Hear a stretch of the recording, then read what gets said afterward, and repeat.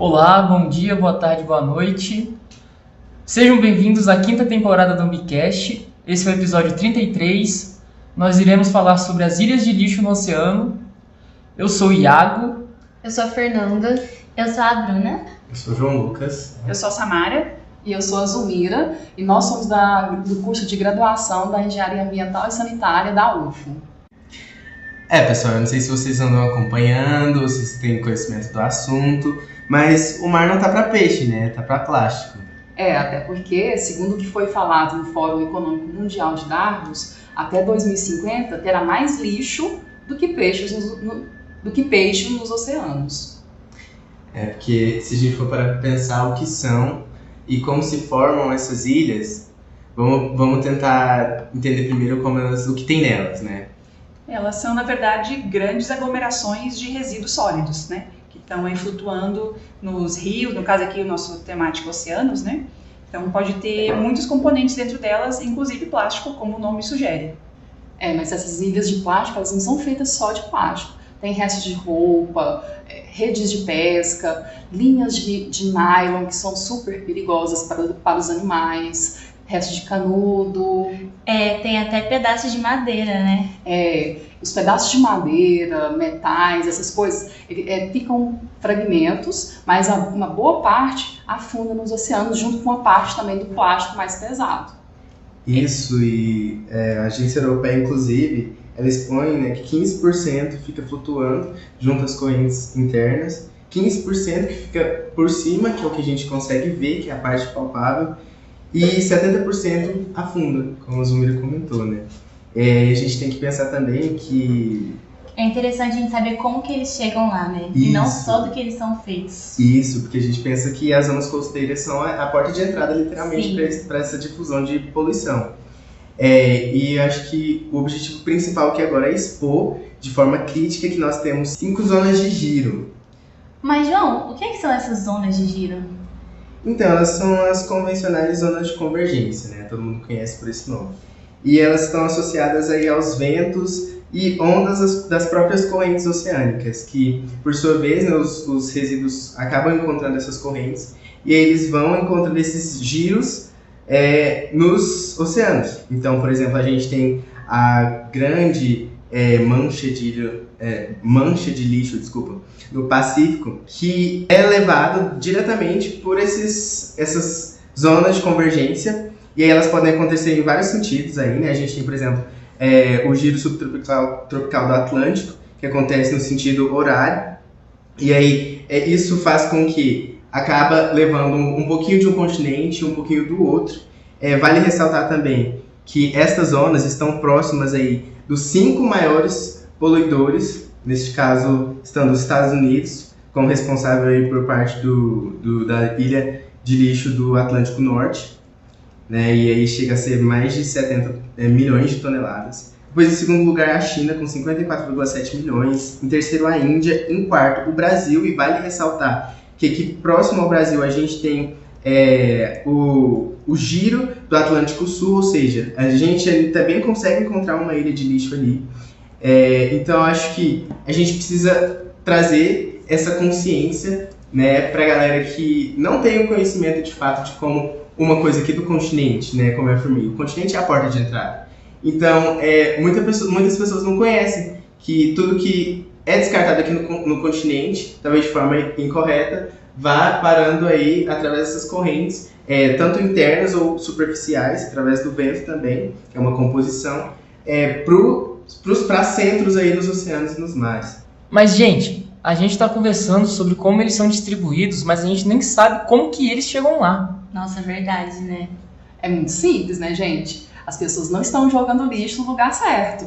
Então, esses lixos vão para os rios, e dos rios eles vão para os oceanos. Só que a maior parte desse lixo que está nos oceanos não é só do continente que ela chega. Ela vem também dos barcos que transitam pelos mares. Aí é barco de pesca que deixa rede, restos de linha de anzol, de nylon, que é super perigoso para os animais. Os barcos que carregam também, que transportam, né, materiais com containers, esses containers caem no mar E a maior parte deles não são relatadas, porque só relatam quando é uma carga perigosa. Então, assim, a fonte desse lixo somos nós. Sim, até porque nem sempre eles estiveram lá, né? Se a gente for olhar historicamente, após a Segunda Guerra, a gente teve um aumento crescente da produção de plásticos, né? Tanto é que a primeira ilha descoberta foi a do Pacífico Norte, lá em 1997. E logo em seguida, a do Atlântico Norte, em 2009, a do Índico, em 2010, a do Pacífico Sul, em 2011, e só agora, em 2017, a do Atlântico Sul, a que é mais próxima de nós do Brasil, em 2017. A gente já tá com bastante ilha de lixo por aí, né? E, poxa, com esse tanto de ilha de lixo espalhada, com certeza tem muito impacto em cima disso. Claro. E um deles eu acho que é a destruição da vida marítima, né? Que esse material descartado, esse lixo, o plástico, pode levar até a asfixia dos animais. E, inclusive, recentemente eu tava andando assim pelo Insta e achei um curta-metragem muito interessante, até para mostrar quem tem criança em casa para abordar esse assunto, que é Hope. Ele é do Green Tree e ele traz a história de uma tartaruguinha que nasceu ali na praia e logo quando ela nasce, ela já dá de cara com uma fogueira no meio da praia. E ao longo desse curta ela passa por muitas coisas e ali pro finalzinho, quando ela tá finalmente conseguindo entrar no mar para iniciar a vida dela, ela encontra uma tartaruga morta com um plástico enrolado no pescoço. Mas assim, esse é só um dos impactos, tem vários, e o mais óbvio é a poluição da água, né? Porque todo esse material que é jogado lá, ele vai se decompondo. Inclusive é assim que surgem os microplásticos. Mas o que é esse tal de microplástico? Então, esses microplásticos, esse é um termo que foi cunhado, é bastante recente até. A NOAA, nos Estados Unidos, eles definem como partículas de polímeros orgânicos sintéticos que têm um tamanho inferior a 5 milímetros. Eles podem ser micrométricos ou milimétricos. Então, a gente está falando assim, de coisas que vão desde a ordem do tamanho do fio de cabelo até uma coisa milimétrica, então, que é bem pequenininha, que a gente já consegue enxergar a olho nu, né? Essas partículas. E dentro delas elas são compostas aí, substâncias diferentes, né? E uma coisa que eu achei interessante sobre esses microplásticos, eles se formam então, em função da degradação no ambiente, dessas partículas maiores, desses compostos, desses resíduos sólidos, né? A Bruna ia gostar que a gente falasse de resíduos e não de lixo. Os resíduos sólidos, então, eles vão se degradando, vão ficando partículas menores, e quando eles ficam esse tamanho menor do que 5 milímetros, né? Então, esse composto orgânico, principalmente, isso a gente chama de microplástico. E ainda é importante a gente lembrar de onde vieram esses plásticos, né? De onde vieram esses plásticos, quer dizer, a gente não pode esquecer que na fabricação deles, eles são de uma origem de fonte fóssil, né? Sim. Então, eles foram produzidos, sei lá, de origem petroquímica, então, desde a fabricação desses microplásticos, desse plástico primeiro, desculpa, né? Na verdade, a primeira fabricação desse plástico dependeu aí de várias emissões para a atmosfera de gases poluentes, e estamos falando aí de uma fonte fóssil. Então, essa foi a origem dele. E esse microplástico vai longe, né? Recentemente eu vi uma notícia que foi encontrado microplástico até no coração humano. Exatamente. Eles podem ir muito longe. A gente está mais acostumado, talvez, com a ideia de pensar que esses plásticos, então, bem pequenininhos, eles podem se dissolvendo no meio líquido, né? E eles trazem e liberam junto com eles têm aditivos químicos, eles têm estabilizantes, corantes, plastificantes. Tudo isso vai se solubilizando na água e pode contaminar a água, né? E faz mal para os organismos que estão lá. Mas uma outra informação que eu achei interessante foi que esses microplásticos, eles também podem servir como um meio de vetor de transporte. Então, eles podem transportar tanto agentes patógenos, quanto compostos químicos também que são tóxicos. Então, isso eu achei interessante, eu não sabia.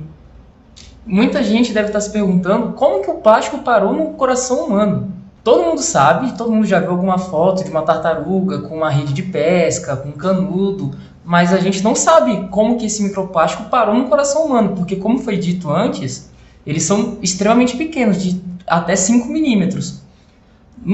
Na base da cadeia alimentar marinha, existem fitoplânctons, que são coisas extremamente pequenas, e elas são a base de todo alimento na cadeia marinha. Então o peixe que a gente comeu esse fitoplâncton, que quando ele está no oceano, ele acaba confundindo esse microplástico com o alimento dele. Isso acaba gerando uma acumulação durante a cadeia. Então, por exemplo, o fitoplâncton come esse microplástico. O peixe vai lá e come vários fitoplânctons que comeu esse plástico. E aí vem um peixe maior e come esse outro peixe, até chegar na gente, causando esses problemas, como foi dito anteriormente. E um dos principais problemas é causado pelo bisfenol, que é um composto que acaba por gerar alteração no sistema hormonal, tanto dos peixes quanto dos seres humanos. Além disso, esses microplásticos eles conseguem carregar outros compostos químicos que são prejudiciais à saúde humana, que podem gerar até câncer em nós. Fazendo um link, Iago, com o que tu estava falando, dos micro-organismos aí no oceano, encontrei no site uma informação bem interessante no site do Instituto Oceanográfico da USP, que eles falam do krill, KRILL, que é um micro-organismo bem pequenininho, ele tem 6 centímetros de comprimento e ele é a base trófica de alimentação dos peixes dos oceanos.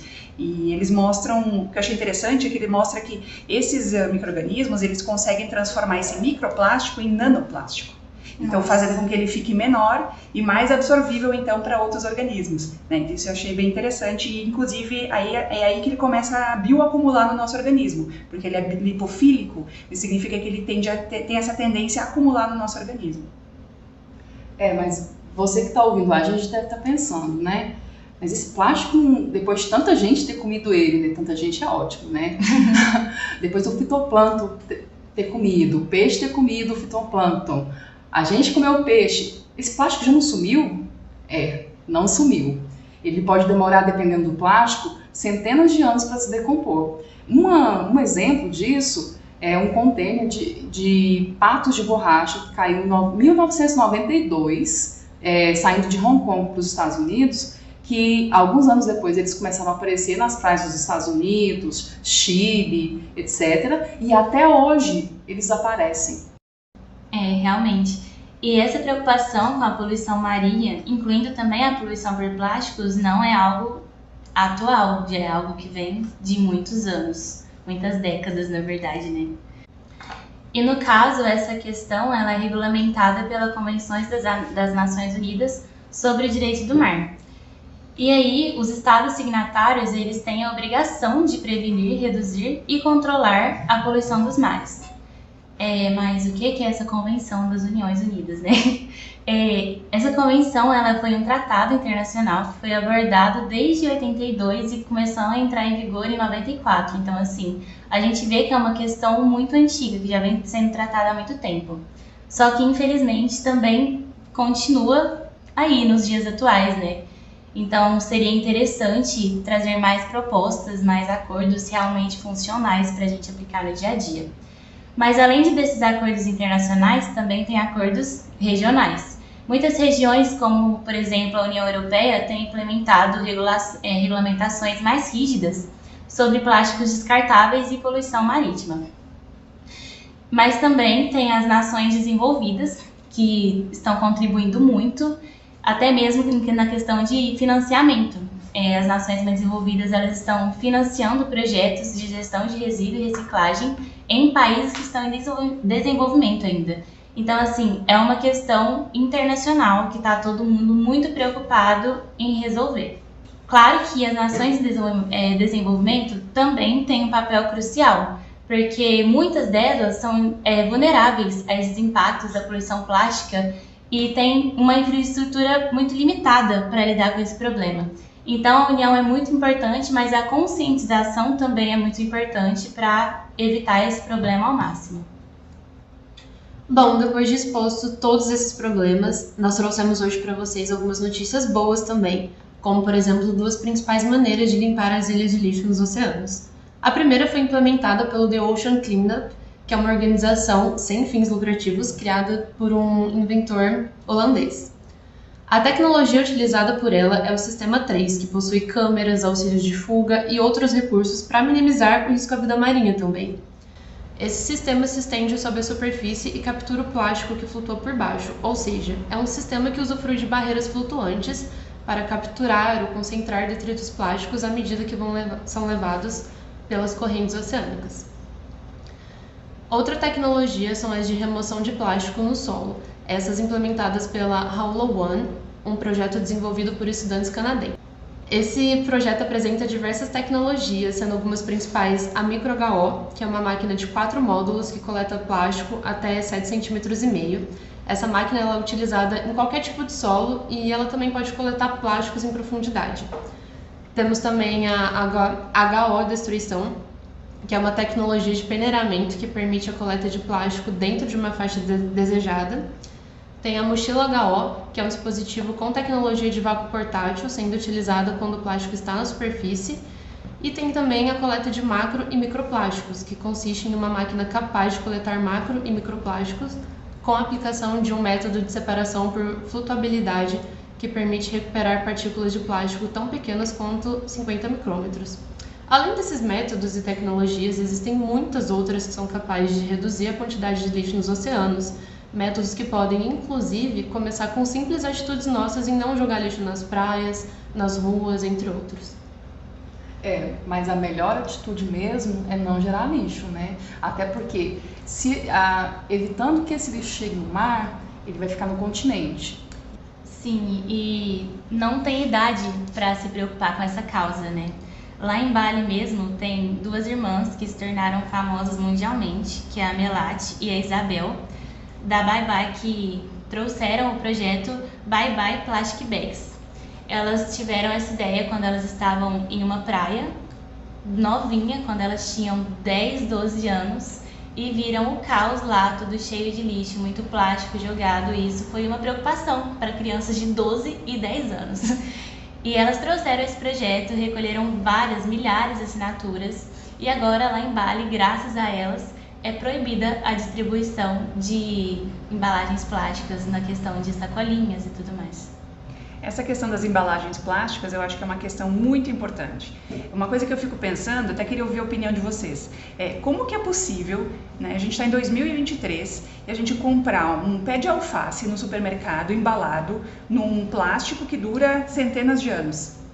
Como que isso é permitido? Não faz o menor sentido que um produto que vai ser consumido em uma semana, um pé de alface, ele estraga. Se for orgânica ou agroecológica, ele dura até 2 semanas. Mas não além disso, como que ele pode vir embalado numa embalagem que dura tanto tempo? Isso não faz o menor sentido, a menor lógica. Não, e hoje em dia a gente tem muitas alternativas, né? Tem as eco bags, que tá aí disponível para todo mundo.